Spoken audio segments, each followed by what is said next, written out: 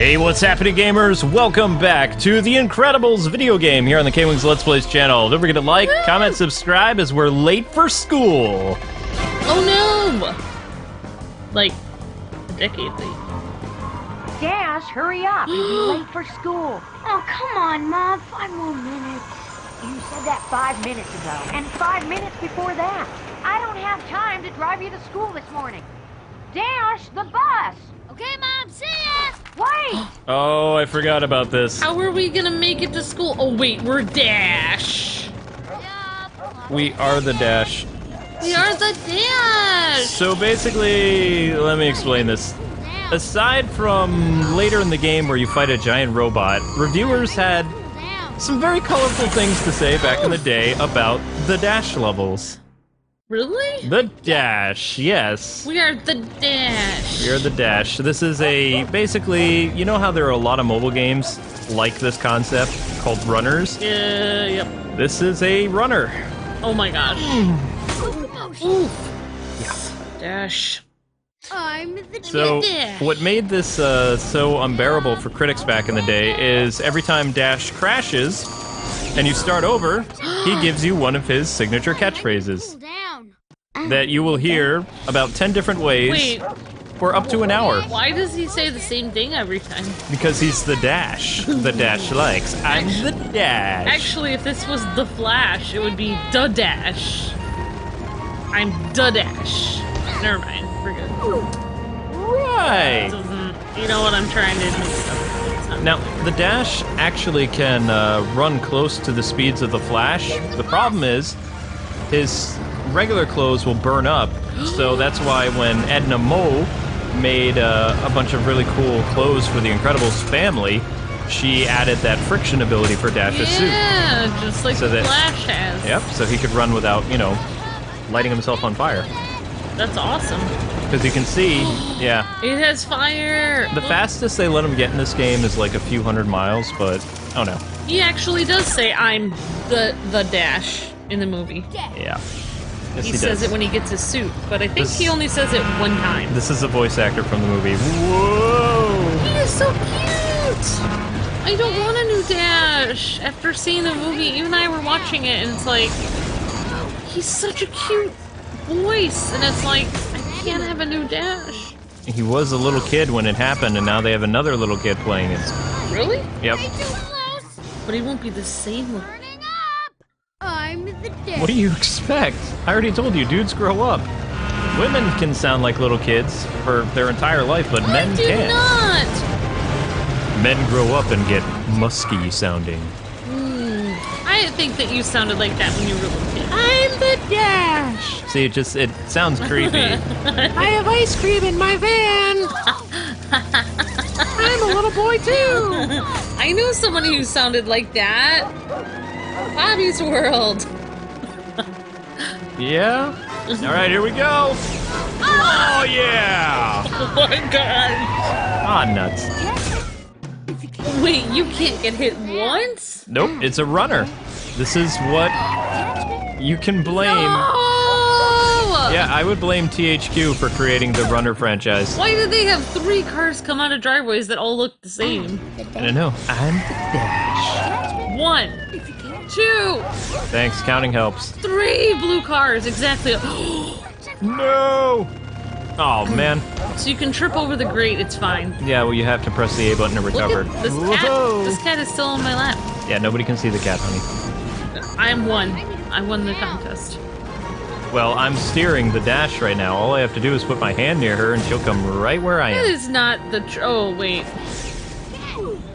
She will not. Well, you're busy doing your thing, so. I am busy doing my thing. Running with the Dash. Dash is gonna get a speeding ticket. Actually, I believe the mother does yell at Dash a couple times during this level, which is amazing that Helen can reach all the way out here where Dash is now. Oh my gosh, she can reach so far. Whoa! It burns, it burns! It would be so cool to be part of a family of superheroes. I need to cool Yeah, down. it I just would. wasn't a normal human Oh, family. you know, they still haven't released Bionic 6 on DVD yet? Which is like, Bionic, Bionic, yeah, that was horrible, sorry. Future family! Bionic sis. Yeah, there you go. I think we were both trying to choose a different part of the harmony, but it didn't work. I can't do harmony. I try to go high or too low, or it comes out. All right, Dash, don't hit those boxes, yo. Oh my gosh! I do not like runners. I do not like runners. I do not like runners. The Dash doesn't like runners either. Things are getting very hot. Will we make it to school on time? I don't know. So there's at least 2 more runner levels with the Dash. Well, Hey, I need to cool down. Yeah. I'm hoping we'll get to see a little bit more of Dash and Violet because they didn't really get to practice their superpowers very much in the first. I mean, they only got to do it at the end when they had to help their dad. Like, they didn't get to practice them a lot. And hone Okay, their I skills. totally should have hit that. All right. Ooh, that was close. Hey, I need to cool Oh my gosh. All right, here we go. If the Dash is this fast when he's a little kid, how much faster will he be when he's older? There are YouTube theory videos saying how fast Dash actually is. Oh my gosh. I thought he would have been faster than the bus. He is wearing normal clothes. Do you want his clothes to, like, burn up? I want to see what that looks like. His mom would kill him. Oh. Yeah. Beach landing. Oh, wow, we're skipping ahead already. So we're heading to the secret island. Skipping ahead. You hear that, Shadow? No, she doesn't She care. doesn't hear. The Omnidroid 9000 is a top-secret prototype battle robot. Its artificial intelligence enables it to solve any problem it's confronted with. And, unfortunately, Let me guess. It got smart enough to wonder why it had to take orders. we lost control.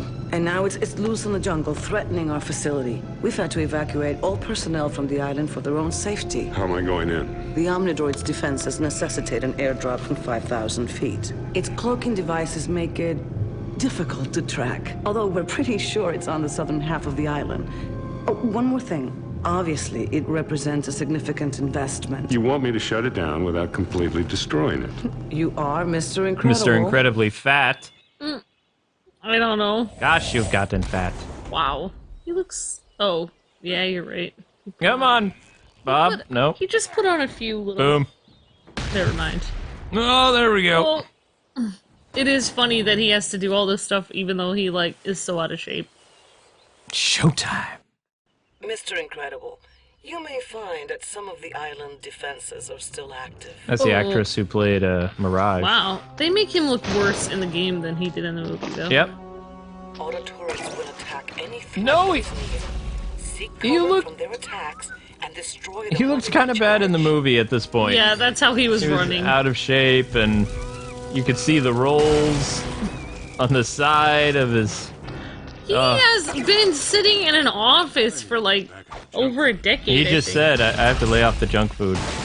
He doesn't have a choice. He has to eat it on the go when he works insurance. So, I've actually been doing a lot of research on The Incredibles because of how big of a fan I am.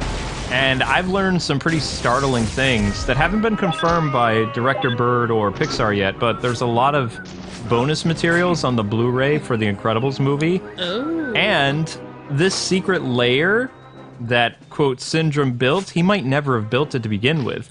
It might have been the home of a superhero team like the Fantastic Four. What? And 2 of those members were Syndrome's parents. What? Mm-hmm. No way. Wait a second. According to both theories and original rumors for storyboards on the Incredibles movies, Syndrome is supposed to be the child of a neglected superfamily. Like, they neglected him? They neglected him, yep, because he wasn't born with superpowers. So it was like, oh, they told him to basically stay at home too, just like Mr. Incredible. Like, yeah. Alright, so we gotta avoid those. Yeah, you were telling me some dark stuff about that. That actually freaked me out because I really hope that's not true because so dark what you were talking to me about before. Oh, the original opening to the movie? Yep, that's true. Well, also about his parents. Oh, the parents? Yeah. Well, I mean, he destroyed all the supers, but if you look at the beginning of the movie, when Bob is scrolling through the deceased supers, there's a man and a woman who come up first as the very first people Syndrome. Oh my gosh. A lot of people believe that Syndrome took care of his parents first and then stole this base that was basically like a Fantastic Four group of supers. And even in the Blu-ray for this movie, they talk about how there was a group of supers that had a offshoot island that you had to get to via plane. So basically, it wouldn't be all Mr. Incredible's fault. It would have been part of his parents' fault, or whatever. That's what they're saying. Like, Mr. Incredible was the reason why Buddy was so like attached to Bob is because he saw him as a father figure. Because he didn't have one of his own, basically. But it's very possible that Bob Parr and Helen both knew who Buddy's parents were because they were all supers. Oh, that's why he would have said, and make sure his mom knows what, or his parents know what he's been doing. Exactly. There's two ways this could go about. Either, you know, Syndrome's parents were supers, or Bob met the mother at one of those conventions where he signed all Buddy's stuff. But Buddy was super obsessed with superheroes, so... Yeah, maybe the reason why was because he was in a family of superheroes. Whoa! And he just wanted to fit in, not just with Bob, but with his own family. The way that director Bird showed the supers in the movie is he made them all kind of arrogant, like godlike characters. So if his parents had superpowers outside of his mom, I think that he would have grown to hate the supers. But for whatever reason, he worshipped the ground that Mr. Incredible walked on because he saw him as a good guy until that one incident before he got married where he did that stuff to Buddy. He hurt him, he took off his rocket boots, Buddy crashed into a building, and all he was doing was trying to help. It was just because he had that bomb on him. And that was the last straw for him. So then he grew up, he took over this base, wiped out his parents, wiped out all the team superheroes that were attached to it. The first 4 names on Syndrome's list that are wiped out, that Bob sees, were all members of the same Fantastic Four team on this island. So this was their base that he took over. If you really look in the movie, the base doesn't look like that of a supervillain base. No, it feels like really a hero nice. base. Yeah, it doesn't look like anything creepy. It actually looks really nice, like they were doing something... Looked like a lot of people ended up coming there, but it was only him. It was really weird that it was like... Yeah. Also, here, this is gonna blow your mind. Gazer Beam, the Cyclops character who, like, died in that cave and wrote the name Kronos on the wall. Yeah. How would he know the name to the password of Syndrome's computer? Unless Syndrome knew it from his parents. The reason why Gazer Beam wrote that, according to a lot of internet theory people, is Gazer Beam was the leader of this Fantastic Four team on the island before he was kicked off for the more popular Justice League team. He left and someone else came in. Oh, wow. So this island was the team fortress of the basic Fantastic Four of this universe. They even had their own plane and everything. And this is where Buddy's parents, at least one of them, was from. Yeah, that does sound like the Fantastic Four or something like that. Wow, Luke, that's giving me chills. I cannot believe that. Everybody's waiting for Director Bird to just come out and say it that... If he offed his parents, I just cannot believe that. Well, think about it. It would have been a lot easier for him to take out all the supers after he got rid of his family, though. Like, it would really put him on the road to becoming a supervillain. Well, once he would cross that line... There's no going back. And, you know, Director Bird said that he made Syndrome really sinister originally. Like I was telling you, the original opening to the movie is Syndrome breaks into Bob and Helen's house and tries to kidnap Violet, and Syndrome was already an established villain in this universe. But he found out their secret identities and broke into their house and planned on, like, you know... Yeah, the way you were describing how they were going to have him at the beginning was really actually kind of scary. Yeah. Well, Disney said no, they weren't going to allow that to happen, but they took most of that exchange inside Bob's house at the end of the movie, Yeah. So... Yeah, that's... I mean... There's something, I mean, there's one thing about killing random people because you're upset. And I mean, killing is bad no matter what, offing people. When you off your own parents, though, it's really messed up. Well, it's already been psychologically proven by a lot of YouTubers, because this movie has been, you know, around for a long time, that people really have a love for the characters and breaking down certain things that have not been confirmed. So Yeah. they look at the relationship that Syndrome has with Bob as a little kid, and then how he has the same, like, kind of twisted relationship as an adult, and they mirror that with what an abusive child goes through, like how they try to reach out to somebody that's different than their family, you know? And then when that same person turns on them, then they become really dangerous. Yeah, because it's like they lost everything. They had one 'cause Last they tether. only- Yep. They only had a tiny bit of, like, faith in people. Like, okay, I'm gonna try to trust this one more person. Here we go. Like, I'm giving humanity one last chance. Yeah. Well, it's so relatable, like, even there's so many people that don't fit in with their families even today. Like, their whole family is a family of people that go do sports stuff, and they don't like sports, so it's like they don't fit in. You know what I mean? Like, or something like that. Like, it's such a relatable concept that your whole family would do something and you don't have that. You wouldn't fit in. And you have to go to all those stupid family gatherings, and then they're always disappointed in you. According to various interviews, talking about Syndrome and stuff like that, Director Bird, he said a lot of stuff had to be changed about Syndrome and his dark connection to The Incredibles. Yeah. Because it was, you know, a Disney Pixar movie. That just gave me chills even thinking about it. His original storyboard. This is Syndrome's theme, by the way. Anyway, so Oh, it kind wow. of works. This is kind of what they played for Syndrome in the movie, once in a while. Yeah. Whoops. Sorry, I kind of botched that. That's on a timer, isn't it? Yeah, it is. So yeah, Syndrome. One of the reasons why in the original opening, the storyboard, he attacks the supers is because he hates Bob because, you know, Mr. Incredible put him away in prison. And he idolized him as a kid. He mentions that. He also mentions that the Incredibles were not supposed to, like, have children. The supers are not allowed to have kids. Yeah, that's weird. So he was actually going to take care of Bob's family outside of his wife. He was going to let his wife leave until he found out she's Elastigirl. That's really dark, though, that they would make a law you can't have kids. It's like, kind of like, it reminds me of some very dark, like, communist laws and, like, other kinds of laws of, like, dictatorships and stuff that are The creepy. political pundits, but we know that's not the Yeah. case in the Incredibles movie. This is all what the original draft was, because the NSA, not the National Security Agency, but the National Super Agencies, NSA, Natural Supers in their universe. Yeah. The director guy who always helps Bob out, he knows that Bob has a family. There aren't that many Right. supers left, Right. and they don't know what's happened to them. But if there was really a law about Bob not having a family and stuff like that, then they wouldn't have looked the other way to... He had 3 kids. Yeah, I think it's really dark if you start telling people whether or not they're able to have kids or not. It's like, that's like so intrusive into your, like, rights as a human being. It's like so messed up.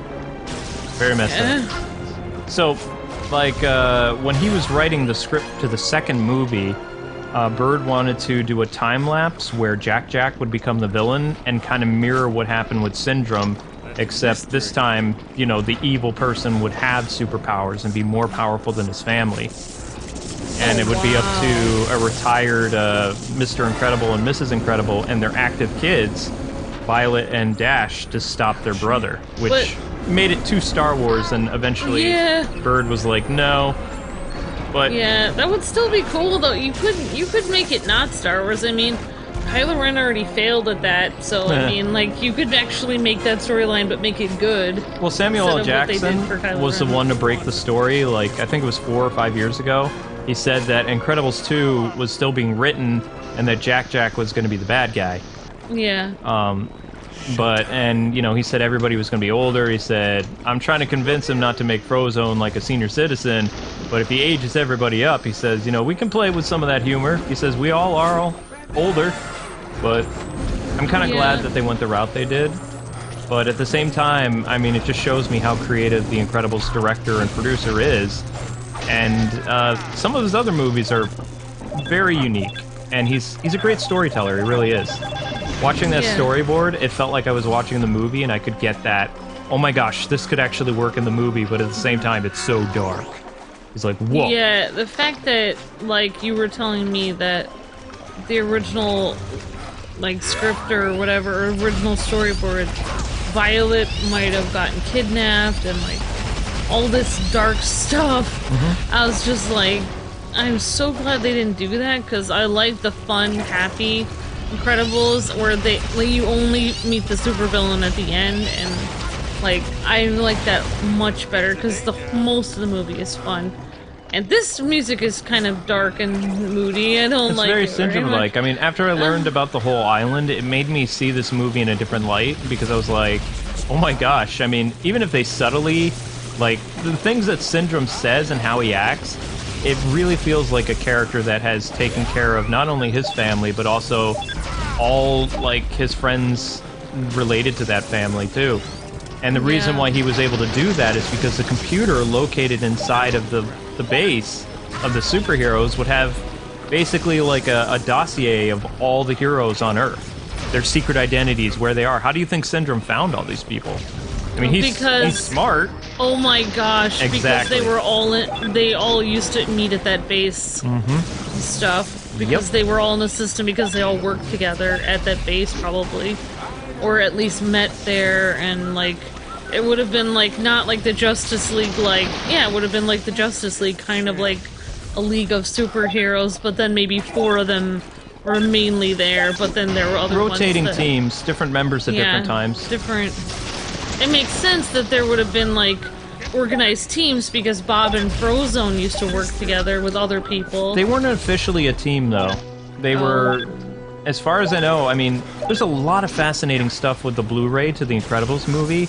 You have to get the Blu-ray, though, because it has like a bonus disc that has basically, I would say, 20 to 30 minutes of content, hearing the different voices of all the dead supers, like doing interviews and just like describing their powers, their team affiliation, all, you know, what they did for a living, and it really gets you into more of the world of the Incredibles than ever before. Can I say something about Syndrome, though? When I first watched the movie, even though he had killed all those people, I thought maybe because he was, like, misunderstood or messed up, maybe they could, like, fix him and, like, get him to, like, work for the good team or something like that. Like, I thought they could help him, but the fact that he would... I think he was beyond saving after the point where, I mean, when he shot those missiles at the children, that showed you how sinister Syndrome is. I mean, this is a guy who potentially took care of his parents' friends, and then just went after every super that he could have, you know? Yeah, well, without knowing the parents thing, it's like, you would think, I thought he was redeemable, but yeah. That's why Mirage was like... Mirage might not even be a human, she could be a robot. Because remember, she says in the movie, she's like, according to the government, neither one of us exist. Oh, what does that even mean? I know, what does that mean? Oh, this is fun. See, The Incredibles is just, there's so much material that you can... You're blowing my mind! You can kind of grasp at there. But yeah, I mean, there's tons of like theory videos all over the place. There's Reddits about this stuff. I was surprised about this. I mean, it's amazing how much people love this movie and are trying to like, you know, dig into every aspect of it, whether it's confirmed or not. But anyway, guys and gals, that is going to do it for this episode. Thank you so much for watching. We will see you tomorrow with episode number 5 of The Incredibles. God bless and happy gaming.